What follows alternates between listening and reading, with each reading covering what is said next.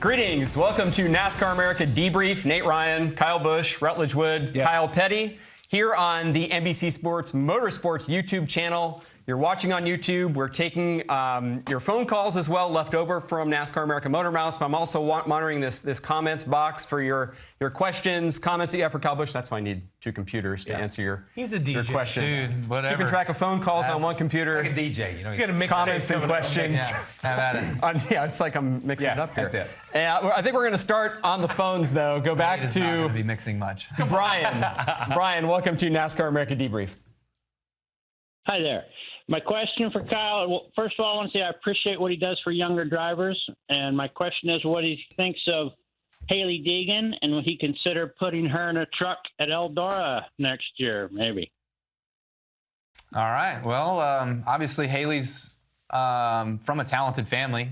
Brian being as successful as he's been all over the place, whether it's been freestyle, motocross, as well as the off-road trucks and stuff like that. So she's got a good heritage, a good background, and she's done a really good job out there in the K&N West Series. I think she's won 2-3 times. Yeah. And, you know, she's ain't taking no stuff from the boys. So she's putting on a good show for herself, and it's looking pretty good. So we'll see what happens. You know, anything can happen, certainly. And I think that she's got to stay within the Toyota family, obviously, in order to be able to make sure that she gets her shot in the KBM truck for next year. But overall, I think there's a possibility for that. So we'll see. It's a big deal. And for the record, I do think it's really cool that Toyota is one of those few groups that we talk about that really cares about driver development, the fact that they really try to move people up. And I think that's a really cool thing that you've always been a part of. Are you going to get back to Eldora in a truck at any point? I have never been to Eldora in a truck. Why don't you? That seems like a shame. That seems like that needs to happen. Did you run the other race they ran there? The late models? Yeah, I won that the last time they had it. Yeah. I have a checker flag and a trophy from the last time I've ever been there, so I'm not going back. That's it. I'm out. Yeah. Question from our YouTube channel from Cameron Simpson. No offense, Tony. Love you, man. Or Roger Slack. Cameron Simpson wants to know, when you were in the lead late in the race and know that you have to pit, what is the feeling in that car in that situation? You have a good pit crew, so I'm sure you're probably not so worried about No, I wasn't worried about nothing. You know, I was just more worried about, I knew we were going to come down, and I figured that we were on the strategy of taking 2 tires for the final pit stop, knowing that that's what the 20 did, and that kind of forced our hand. You know, if the 20 would have taken 4, he would have mixed up somewhere with the 1, so we would have had the opportunity to take 4 or 2. But since the 20 took 2, that forced our hand into taking 2. And so my only worry was, the last time we put 2 tires on our car earlier in the race, we got really, really tight. And I was hoping that Adam was going to be able to make a big enough adjustment to the car, being able to put right side tires on it, that we wouldn't struggle with tight. And boom, as soon as we got back out on the racetrack with those 2 tires, I was too tight. I knew it instantly, and I was like, unless the 22's as tight as I am, I don't know if I'm going to be able to hold them off, and I wasn't. All right. Let's go back to the phones and go to Bill. Bill, welcome to NASCAR America Debrief. Hey, how are you? Hey, man. So I do have a comment for you guys, for both the Kyles. Let me say this. I was a big Dale Earnhardt fan all my life. And I've been waiting for years since his passing for someone to take the mantle and to become the next Dale Earnhardt. Now, there's a lot of good cars in NASCAR, but there's only one guy every week that you have to look over your shoulder. You have to worry about where he's at. You have to worry about what he's going to do, because he will run you over, and that's you, Kyle. You have stepped up. You have become the next Dale Earnhardt. I mean, you know, Keselowski's good. Logano's good. Those guys are good. Harvick's good. But they aren't every week. Every single week, week in and week out, there's only one car in that field that everybody, the other 39 guys, got to look over their shoulder and go, what is this guy doing? And that's thanks, you. man. Thanks, man. How do you feel about that? How do you feel about that? Wait a minute. Hey, you had your 5 minutes. We're moving to somebody else now. Thanks, Bill. So, how do you feel about that? I mean, What's wrong? I love it. I just try to be Kyle Busch, you know? That's who I try to be, not emulate Dale Earnhardt or anybody else that's out there. But obviously we know how great Dale was and everything that he's done for our sport and whatnot, and how aggressive he was. And yeah, I try to be aggressive, but there's times where you try to be aggressive, but you also try to know or try to be clean. You know, you try to race the people with respect that those that you're around. Like my brother, for instance, this past weekend, like I could have wiped him out, but I didn't. If it was somebody else, I probably would have, you know. And that's just because of how you're raced by those other people. And I feel like Dale always did that as well. And I want to interject this here. And at this point is there's only one Richard Petty. There's only one Kel Yarborough. There's only one Dale Earnhardt. There's only one Kyle Busch. Sure. You know what I mean? Yep. And that's the deal. I think so many times fans want you to be somebody or want you to be somebody other than who you are. I like and enjoy watching you because you are who you are. Right. You're not taking a little piece of this guy or whatever. So I think we're very fortunate, and this is my comment, very fortunate to watch you at this time and watch how you've come from here to where you're at right now. And I mean, everybody made a big deal about 200. I made a big deal about you're the only guy out there that's made it to 50 and forever in this sport. Okay. You know what I mean? Yeah. That's a huge moment for me. 200 is big, don't get me wrong. Yeah. But 50 in this sport was big. So just be Kyle Busch, man. I appreciate it. Yeah, absolutely. That's the plan. We've gotten a couple of YouTube comments comparing you to Earnhardt. Oh, yeah. I think it's as much, I don't know if you feel this way, but like in terms of being a statesman, elder spokesman for the garage, I mean, you're still in your 30s, but I think people look at you as having that Earnhardt type mantle, the way Earnhardt or Gordon or Tony Stewart, that you've kind of stepped up and a little bit, you know. I feel like I've found myself in a NASCAR hauler a little bit more these days, and it's been on my merit, not theirs. Which is a weird turn, right? right? Goes with the territory. But that mantle gets passed. That mantle gets passed. People think people just pick up that mantle and run with it, but that gets passed on to the guy that's winning races. Absolutely. You know what I mean? That's who it's passed on to. Winning races and carrying the garage, like you said, or whatever it might be. I mean, I don't necessarily want all that on my shoulders. But there's an opportunity there, and I think that there's a respect level there that the other competitors have and the industry has. And so, I take it. I love it. It's good. Another question from YouTube from Jacob Hunt, who is a senior in mechanical engineering at Colorado University Boulder. He wants to know, what advice do you have? You have an engineering crew chief. I thought you were going to say I have an engineering degree. You don't. You probably got it online. It was a 2-hour course. Right? Despite the fact you didn't go to college, I think you're smart enough that you could have made it. What advice do you have for a guy like this getting into college? Not me either. What advice do you have for Jacob of getting into the motorsports industry and becoming, say, the next Adam Stevens? Any thoughts on engineers trying to get into motorsports? Man, I tell you what, it's I've got a few friends that are engineers on some of these other teams as well too at the current moment, and it's tough, you know, because they get to being the number 2 engineer on a Cup car, or they get to being the number 1 engineer on a Cup car, and then it's like, okay, where do you go from here? You go crew chief in an Xfinity car, or how do you get to being a crew chief on a Cup car and all that sort of stuff? It's a work in progress, and man, it takes time. You got to be here, you got to put in the days, you got to put in the hours, and it's a struggle, and it's tough. And a lot of these younger kids, like a couple of mine, 2 of my engineers right now, Tyler, for instance, he came on with our team 2 years ago as the B guy, and now he's the A guy, and he's traveling on the road every single weekend with us, and he's got a newborn at home, so it's tough for those guys with the family and everything else. They leave on Thursdays, they come home Sunday nights, they go to work on Mondays, so I know the sacrifices and everything that they're putting out there to make me successful, us successful, to be able to have success together. And so just be prepared for that.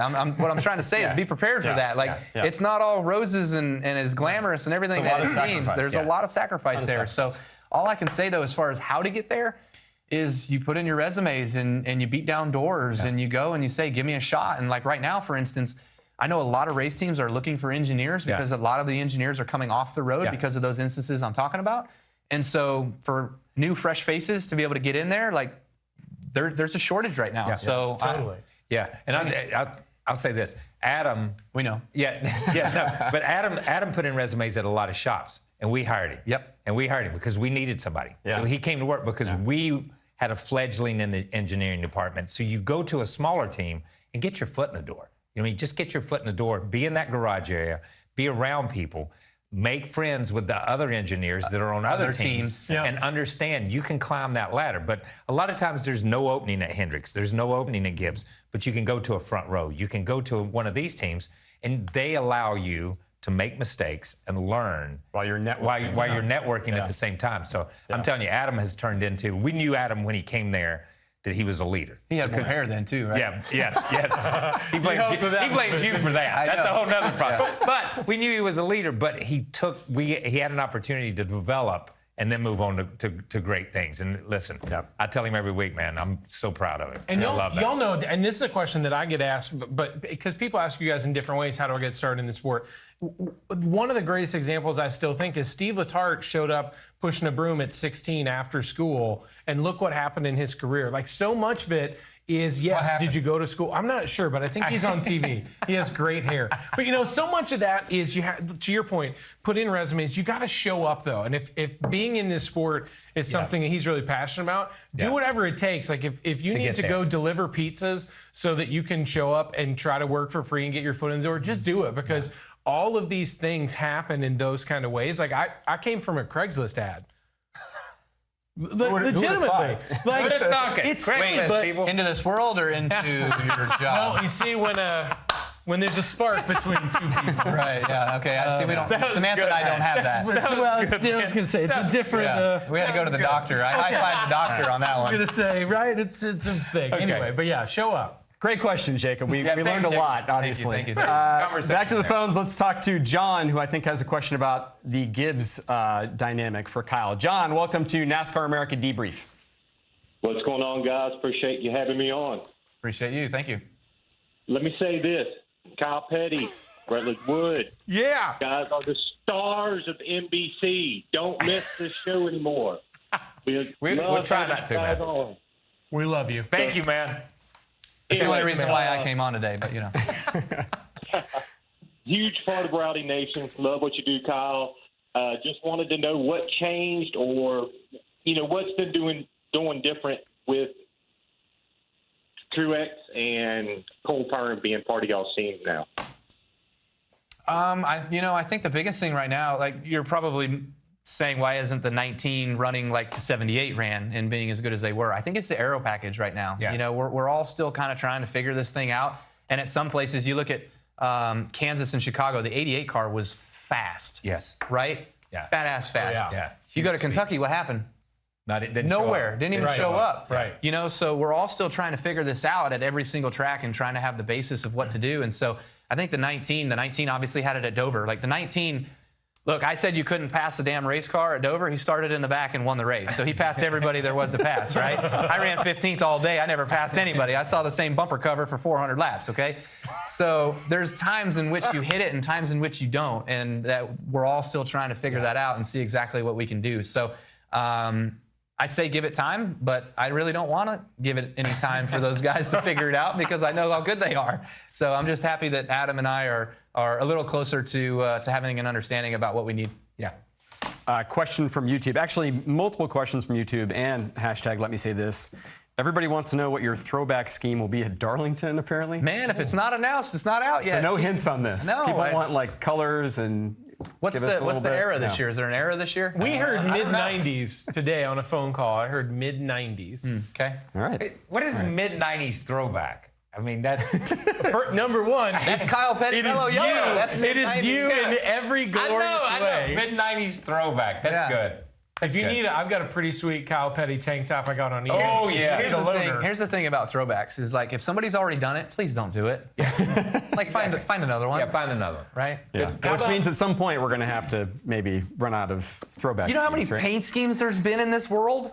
Yeah. I mean, I don't know. There were some seasons. I remember when cars would run one scheme consistently through the entire year. So True that. Oh, that is mid-90s. Let's go back. How about the All-Star race? Yeah. There might be a finite number. Different for the All-Star. The real question is, what Derek Cope paint job will Derek Cope throw back to this year? That's what I want to know. That is an excellent. That man. That's what everybody wants to know. Last year. So impressive. Back to the phones. Tommy, welcome to NASCAR America Debrief. Tommy. Thank you very much for taking my call. Hello, Kyle. Hello, Rowdy Nation. Question up, I Tommy? got for you. Would you like to do the modified race, and do you enjoy watching it while you're up there?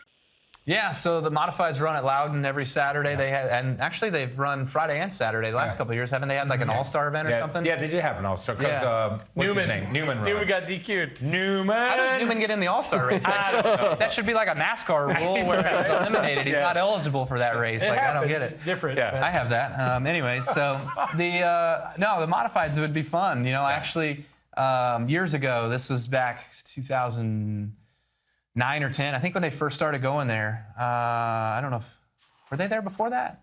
I don't know. They had run there before we run there, but I don't know. Like every year, the reoccurring I don't thing. remember. So anyway, I asked JD Gibbs if I could go and run the modified race out there, and he was like, no, you're never going to run the modified race. Not a chance in hell. That ain't going to happen. So I've respected JD's wishes, and I haven't run the modified. That's so cool. I'm allowed to run the super late models and stuff like that. So if they had the late model races while I was there for that weekend, I'd probably send my stuff up there and run that. But I'm out of the modifieds, man.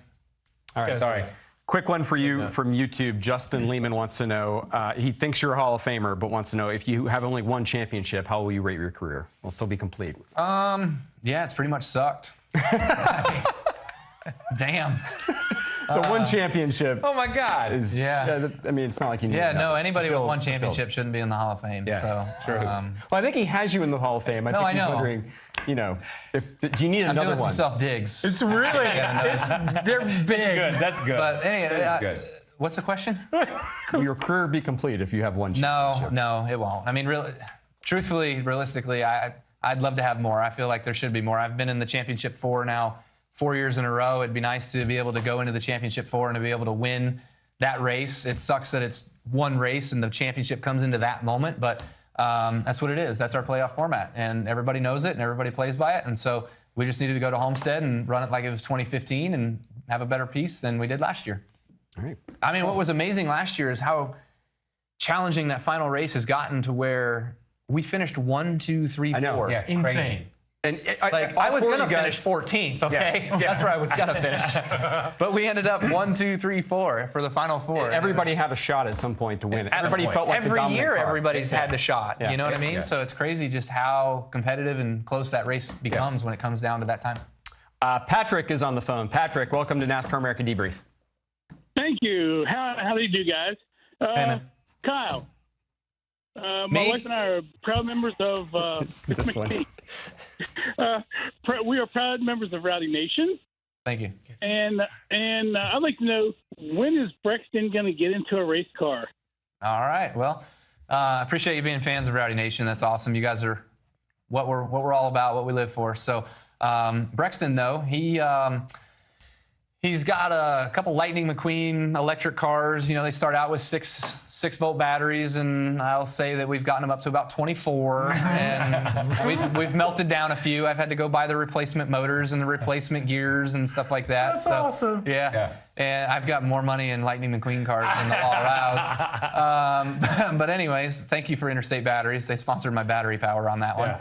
And I don't know, you know, he's gotten out of the driving phase right now for some reason. You know, we go out to the sand dunes. He loves to ride. I put him on my lap. He'll kind of steer it around and whatever in the sand dunes and stuff. But like to put him in, I have a go-kart as well too that I got him for Christmas, and he won't ride the go-kart. I don't know what the deal is. He's just kind of shut it off for right now. So I don't know if he's just got enough self-awareness and he's self-policing at the current moment. Like, no, I'm not quite ready for that. Because if it is, that's pretty impressive. I'm proud of him for that. Because if it was me, dude, I'd be in that thing and I would be running and burning gas every single day. Like, you couldn't keep the tires on it. So we'll see where it lands and where it goes. I know he really wants a quarter midget right now. He keeps talking about that because we saw him in the beginning of the year at Daytona. They had the quarter midgets racing down there. He goes, Dad, I want a quarter midget. I was like, okay, you want a quarter midget? Sure. Like, we'll work on that. You know, I was like, first you got to get into the go-kart. Like, I have things for you right now to drive. Show me you can drive that and not run over and run into everything. And then we'll get into quarter midgets, you know? Fair. And he's just like, nope, I want a quarter midget or I'm not doing nothing. And I'm like, well, your problem, not mine. A couple of these hashtag let me say this and YouTube comments want to know, after you're done with Cup, you've talked about trucks full time. Is that still possibly? I mean, if they're still around by then, sure. I don't know. You know, we'll see what happens. I would love the opportunity to just, like, my rule, if I was president of NASCAR for a day, would be that if you start off every season running the schedule, go until you miss a race. You know what I mean? So, like, if you run 7 truck races and then you have to miss one, boom, you're done. Yeah. If you run 12 of them and then you have to miss one, boom, you're done. Kind of like Ross Chastain this year. Yeah. He just started off, Essentially. running everything. Yeah. So, like, do that, run everything as much as you can run, however much you want to run, and then you start shutting it down or whatever you do. So, I mean, there was a time, I think it was 2009 or 10. It was like the 8th week of the season, and I led the points in all 3. Yeah. Remember that? Yeah, 2010. Yeah, so I was like, for as long as we went, it was 10 races in. I led the points in all 3 series. I was like, hell yeah, we're going to do something this year. Then I had to start missing them, And then now I got booted out of them. Yeah. So I think at some point logistically you couldn't be in Pocono in Texas the same day or something. I did run that one that year. Yeah, you did run that one. I did run that one. I practiced my Cup car and wrecked it on like lap 2 and said, okay, cool, now I can go. Whoops.